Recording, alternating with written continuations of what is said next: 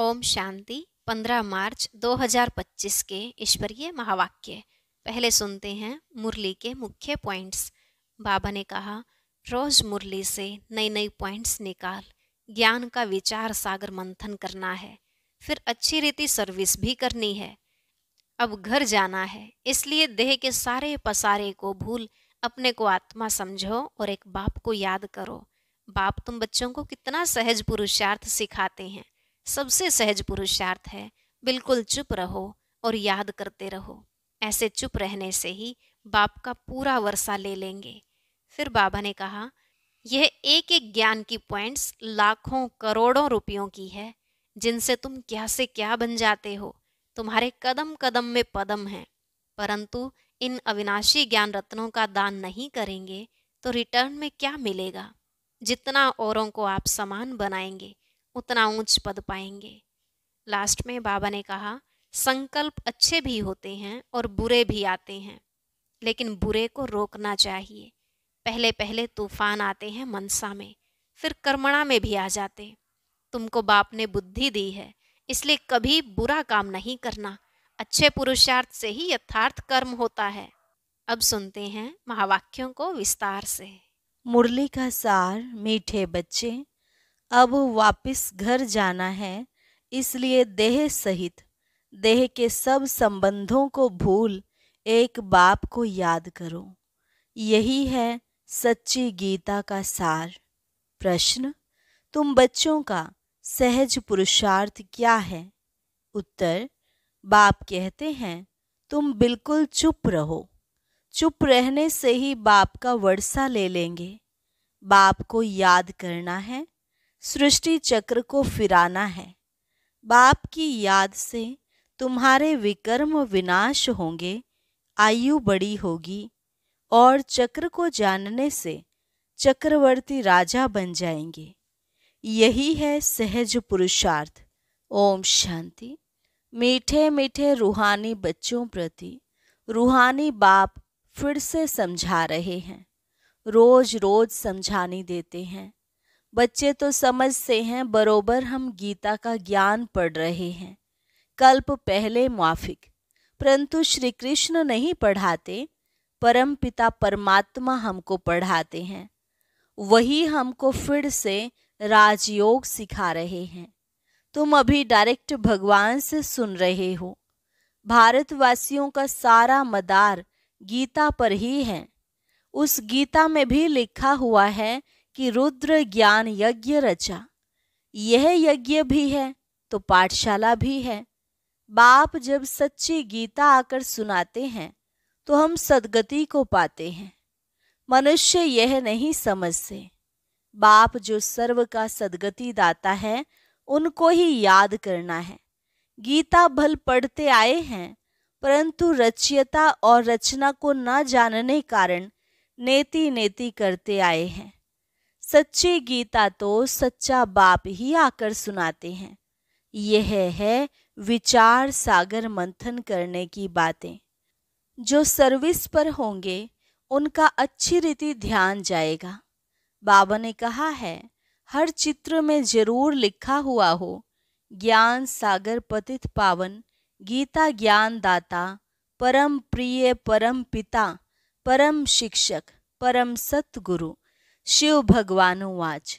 यह अक्षर तो जरूर लिखो जो मनुष्य समझ जाएं, त्रिमूर्ति शिव परमात्मा ही गीता का भगवान है, ना कि श्री कृष्ण। ओपिनियन भी इस पर लिखाते हैं। हमारी मुख्य है गीता। बाप दिन प्रतिदिन नई नई पॉइंट्स भी देते रहते हैं। ऐसे नहीं आना चाहिए कि आगे क्यों नहीं बाबा ने कहा। ड्रामा में नहीं था। बाबा की मुरली से नई नई पॉइंट्स निकालनी चाहिए। लिखते भी हैं राइज और फॉल। हिंदी में कहते हैं भारत का उत्थान और पतन। राइज अर्थात construction of deity dynasty. 100% purity, peace, prosperity की स्थापना होती है।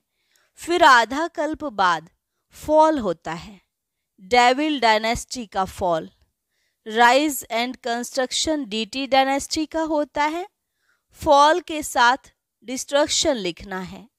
तुम्हारा सारा मदार गीता पर है। बाप ही आकर सच्ची गीता सुनाते हैं। बाबा रोज इस पर ही समझाते हैं। बच्चे तो आत्मा ही हैं।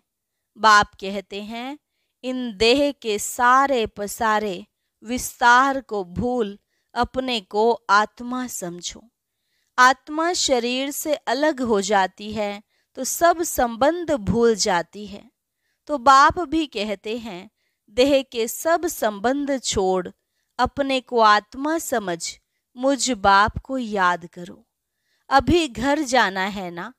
आधा कल्प वापस जाने के लिए ही इतनी भक्ति आदि की है।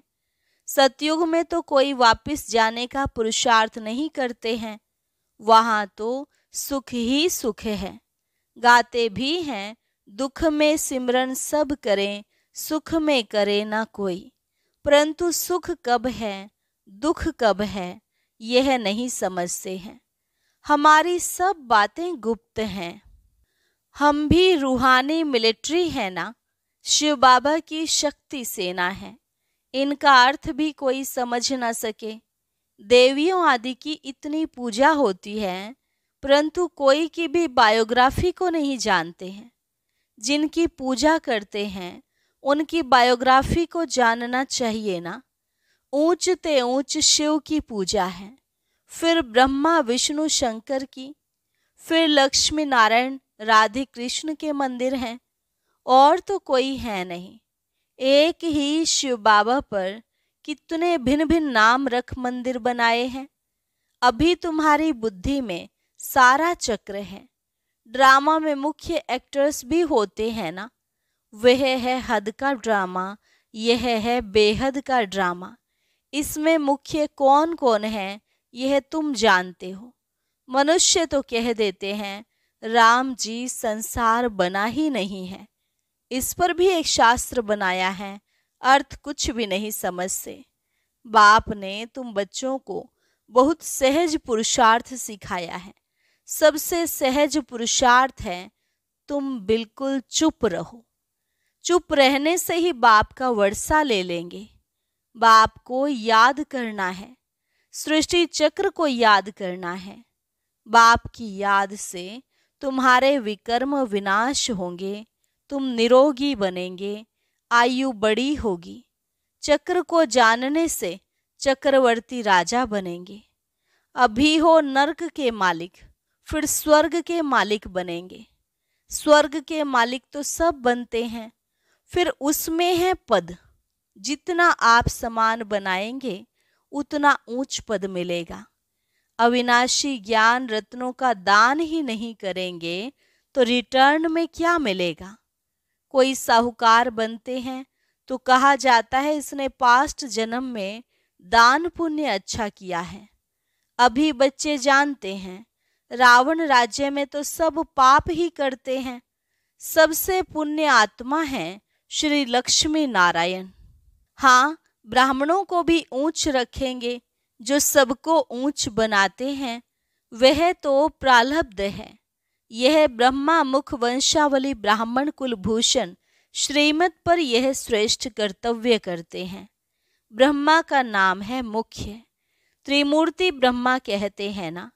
अभी तो तुमको हर बात में त्रिमूर्ति शिव कहना पड़े।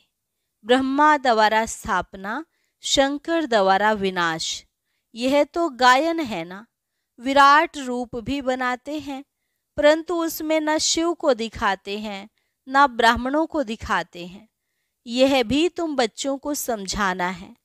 तुम्हारे में भी यथार्थ रीति मुश्किल कोई की बुद्धि में बैठता है। अथाह पॉइंट्स है ना, जिसको टॉपिक्स भी कहते हैं। कितनी टॉपिक्स मिलती हैं। सच्ची गीता भगवान के द्वारा सुनने से मनुष्य से देवता, विश्व के मालिक बन जाते हैं। टॉपिक कितनी अच्छी है, परंतु समझाने का भी अक्ल चाहिए ना। यह बात क्लियर लिखनी चाहिए जो मनुष्य समझें और पूछें। कितना सहज है। एक एक ज्ञान की पॉइंट्स लाखों करोड़ों रुपयों की हैं, जिससे तुम क्या से क्या बनते हो। तुम्हारे कदम कदम में पदम है, इसलिए देवताओं को भी पदम का फूल दिखाते हैं। तुम ब्रह्मा मुख वंशावली ब्राह्मणों का नाम ही गुम कर दिया है। वह ब्राह्मण लोग कच्छ में कुरम गीता लेते हैं। अभी तुम हो सच्चे ब्राह्मण। तुम्हारे कच्छ अर्थात बुद्धि में है सत्यम, उनके कच्छ में है कुरम। तो तुमको नशा चढ़ना चाहिए। हम तो श्रीमत पर स्वर्ग बना रहे हैं, बाप राजयोग सिखला रहे हैं। तुम्हारे पास कोई पुस्तक नहीं है, लेकिन यह सिंपल बैज ही तुम्हारी सच्ची गीता है। इसमें त्रिमूर्ति का भी चित्र है, तो सारी गीता इसमें आ जाती है। सेकंड में सारी गीता समझाई जाती है। इस बैज द्वारा तुम सेकंड में किसको भी समझा सकते हो। यह तुम्हारा बाप है। इनको याद करने से तुम्हारे पाप विनाश होंगे। ट्रेन में जाते चलते फिरते कोई भी मिले, तुम उनको अच्छी रीति समझाओ। कृष्णपुरी में तो सब जाना चाहते हैं ना। इस पढ़ाई से यह बन सकते हैं। पढ़ाई से राजाई स्थापन होती है, और धर्म स्थापक कोई राजाई नहीं स्थापन करते। तुम जानते हो हम राजयोग सीखते हैं भविष्य 21 जन्म के लिए। कितनी अच्छी पढ़ाई है। सिर्फ रोज 1 घंटा पढ़ो बस। वह पढ़ाई तो 4-5 घंटे के लिए होती है, यह 1 घंटा भी बस है। सो भी सवेरे का टाइम ऐसा है जो सबको फ्री है। बाकी कोई बंधेले आदि हैं, सवेरे नहीं आ सकते हैं तो और टाइम रखे हैं। बैज लगा हुआ हो, कहाँ भी जाओ यह पैगाम देते जाओ। अखबारों में तो बैज डाल नहीं सकते हैं, एक तरफ का डाल सकेंगे। मनुष्य ऐसे तो समझ भी नहीं सकेंगे, सिवाय समझाने। है बहुत सहज। यह धंधा तो कोई भी कर सकते हैं। अच्छा, खुद भली याद ना भी करे, दूसरों को याद दिलावें, वह भी अच्छा है। दूसरों को कहेंगे देही अभिमानी बनो, और खुद देह अभिमानी होंगे तो कुछ न कुछ विकर्म होता रहेगा। पहले पहले तूफान आते हैं मनसा में, फिर कर्मणा में आते हैं। मनसा में बहुत आएंगे, उस पर फिर बुद्धि से काम लेना है। बुरा काम कभी करना नहीं है, अच्छा कर्म करना है। संकल्प अच्छे भी आते हैं, बुरे भी आते हैं। बुरे को रोकना चाहिए। यह बुद्धि बाप ने दी है, दूसरा कोई समझ ना सके। वह तो रॉन्ग काम ही करते रहते हैं। तुमको अभी राइट काम ही करना है। अच्छे पुरुषार्थ से राइट काम होता है। बाप तो हर बात बहुत अच्छी रीति समझाते रहते हैं। अच्छा, मीठे मीठे सिकिलधे बच्चों प्रति मात पिता बाप दादा का याद प्यार और गुड मॉर्निंग। रूहानी बाप की रूहानी बच्चों को नमस्ते। रूहानी बच्चों की रूहानी बाप दादा को नमस्ते नमस्ते, गुड मॉर्निंग। धारणा के लिए मुख्य सार। पहली पॉइंट, यह एक एक अविनाशी ज्ञान का रत्न लाखों करोड़ों रुपयों का है। इन्हें दान कर कदम कदम पर पद्मों की कमाई जमा करनी है। आप समान बनाकर ऊंच पद पाना है। विकर्मों से बचने के लिए देही अभिमानी रहने का पुरुषार्थ करना है। मनसा में कभी बुरे संकल्प आए तो उन्हें रोकना है, अच्छे संकल्प चलाने हैं। कर्मेंद्रियों से कभी कोई उल्टा कर्म नहीं करना है। वरदान, रूहानियत के प्रभाव द्वारा फरिश्तेपन का मेकअप करने वाले सर्व के स्नेही भव।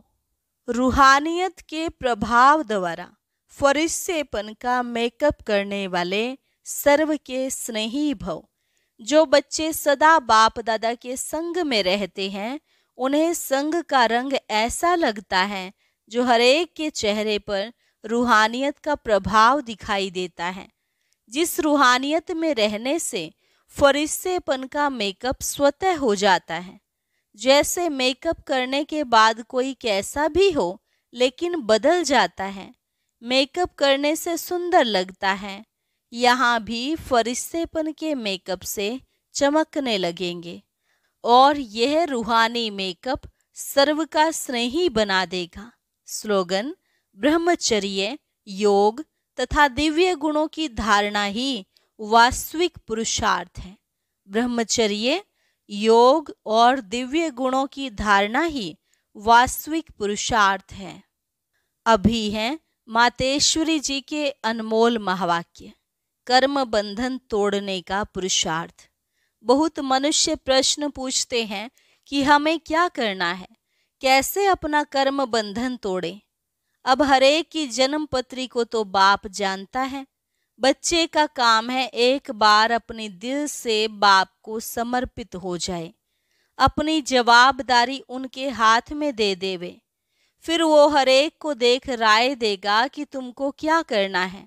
सहारा भी प्रैक्टिकल में लेना है, बाकी ऐसे नहीं सिर्फ सुनते रहो और अपनी मत पर चलते चलो। बाप साकार है तो बच्चे को भी स्थूल में पिता, गुरु, टीचर का सहारा लेना है। ऐसे भी नहीं आज्ञा मिले और पालन न करे तो और ही अकल्याण हो जाए। तो फरमान पालन करना भी हिम्मत चाहिए। चलाने वाला तो रमजबाज है, वो जानता है इसका कल्याण किस में है, तो वह ऐसे डायरेक्शन देगा कि कैसे कर्म बंधन तोड़ो। कोई को फिर यह ख्याल में नहीं आना चाहिए कि फिर बच्चों आदि का क्या हाल होगा। इसमें कोई घर बार छोड़ने की बात नहीं है। यह तो थोड़े से बच्चों का इस ड्रामा में पार्ट था तोड़ने का। अगर यह पार्ट ना होता तो तुम्हारी जो अब सेवा हो रही है फिर कौन करे। अब तो छोड़ने की बात ही नहीं है, मगर परमात्मा का हो जाना है। डरो नहीं, हिम्मत रखो। बाकी जो डरते हैं वो ना खुद खुशी में रहते हैं, ना फिर बाप के मददगार बनते हैं। यहाँ तो उनके साथ पूरा मददगार बनना है। जब जीते जी मरेंगे तभी मददगार बन सकते हैं। कहाँ भी अटक पड़ेंगे तो फिर वो मदद देकर पार करेगा। तो बाबा के साथ मनसा वाचा कर्मणा मददगार होना है। इसमें जरा भी मोह की रग होगी तो वो गिरा देगी। तो हिम्मत रखो, आगे बढ़ो। कहाँ हिम्मत में कमजोर होते हैं तो मूंझ पड़ते हैं। इसलिए अपनी बुद्धि को बिल्कुल पवित्र बनाना है। विकार का जरा भी अंश ना हो। मंजिल कोई दूर है क्या, मगर चढ़ाई थोड़ी टेढ़ी बाकी है। लेकिन समर्थ का सहारा लेंगे तो न डर है न थकावट है। अच्छा, ओम शांति। आज का अव्यक्त इशारा: सत्यता और सभ्यता रूपी कल्चर को अपनाओ। आपका बोल और स्वरूप दोनों साथ साथ हो। बोल स्पष्ट भी हो, उसमें स्नेह भी हो, नम्रता, मधुरता और सत्यता भी हो, लेकिन स्वरूप की नम्रता भी हो। इसी रूप से बाप को प्रत्यक्ष कर सकेंगे। निर्भय हो, लेकिन बोल मर्यादा के अंदर हो। फिर आपके शब्द कड़े नहीं, मीठे लगेंगे। ओम शांति। अब सुनते हैं आज की अव्यक्त मुरली। इसके लिए ऊपर दिए गए बॉक्स पर क्लिक करें।